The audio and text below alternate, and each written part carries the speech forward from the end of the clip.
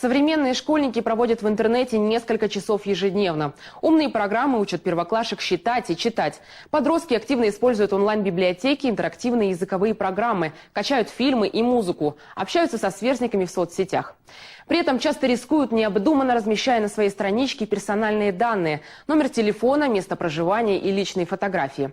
Как избежать опасности киберпространства, в рубрике «Полиция» сообщает, расскажет представитель МВД Вера Железцова. Интернет все больше вторгается в жизнь детей и несет им не только пользу просвещения, но и вред. Ухудшается зрение, искривляется позвоночник. У малышей, которые часами играют на компьютере, задерживается речевое развитие. Привыкание к онлайн-собеседникам затрудняет общение с реальными. Всемирная паутина таит в себе и много других опасностей. Агрессия, нецензурная лексика, азартные игры, порнография и пропаганда наркотиков. Неискушенного ребенка может легко вовлечь в свои сети виртуальный педофил.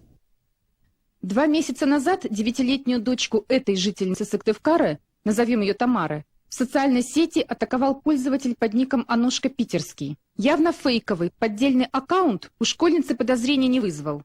Наоборот, она почему-то посчитала собеседника девочкой. Злоумышленник попросил переслать фотографию их общей подруги, которая, дескать, его заблокировала. Но фото оказалось интимным и шокировало ребенка. Когда я зашла на ее страничку и прочитала переписку, я поняла, что это далеко не какая-то там девочка, что это конкретно мужчина или молодой человек с явно развратными предложениями. Просил, чтобы она выслала ему фотографии в голом виде, либо вышла с ним в скайп пообщаться. Иначе он расскажет обо всей этой переписке ее родителям и друзьям. Плюс она к тому, видимо, испугалась, что та фотография, которую он изначально выслал ей, какой-то голой девочке, что он будет выдавать это за ее фотографию. Допустим, мне, как маме, да, вышлет и скажет, что это она. Такие были у нее страхи. Мама оказалась рядом крайне вовремя. Не будь таких доверительных отношений, школьница могла испугаться угроз шантажиста, отправить ему свою фотографию в обнаженном виде или выйти с ним в онлайн-беседу по веб-камере. Эти изображения дали бы педофилу возможность полной манипуляции девочкой, вплоть до интимных встреч и контактов. Поэтому родители должны прививать ребенку правила безопасного пользования компьютером и сопровождать его при первых шагах в киберпространстве.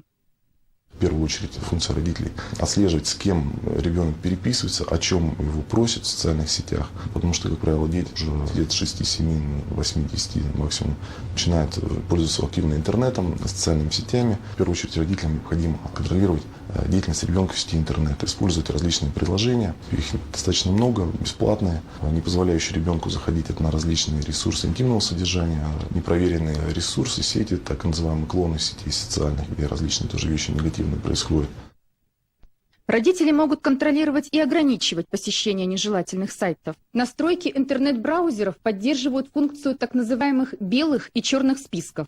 Кроме того, есть специальные компьютерные программы, которые создают детский режим доступа в интернет и блокируют вирусные или мошеннические атаки. Если взрослые не разбираются в компьютерах, они могут пригласить IT-специалиста со стороны. И все же главный залог безопасности – доверительные отношения детей и родителей. Интересуйтесь интернет-друзьями ребенка, определите перечень разрешенных сайтов. Объясните, что нельзя выкладывать номера телефонов и личную информацию о себе и своей семье. Нельзя переписываться с незнакомцами. И ни в коем случае не соглашаться с ними на личные встречи. Если правильно вести себя, интернет принесет только пользу. Программа «Крик. Криминал-комментарий» подошла к концу. С вами была Таисия Шляхтина. Этот и другие выпуски программы ищите на нашем сайте jurgan.rf. Следующий обзор криминальных событий региона во вторник проведет Эдуард Бушуев. До встречи на телеканале «Юрган».